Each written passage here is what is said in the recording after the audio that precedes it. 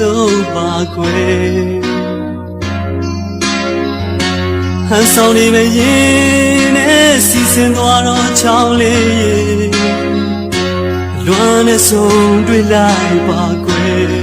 အချီးပိုင်ဆိုင်နိုင်တဲ့တဲ့လုံးသိမ်းထားလိုက်တော့မတရားတွေပင်လယ်ပြင်လိုရည်တဲ့လွမ်းများနဲ့လိုက်ခံနေကိုယ့်ရဲ့မျက်ရည်များကိုယ့်ရဲ့မျက်ရည်များခံချောင်းသွားဖို့ခံနေမယ်လွမ်းပင်လယ်ရှင်ဝင်နေ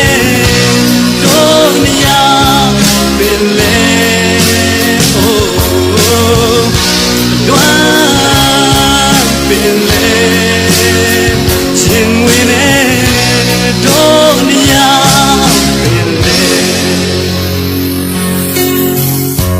နောက်ချဆုံးမမရှိသေးလေ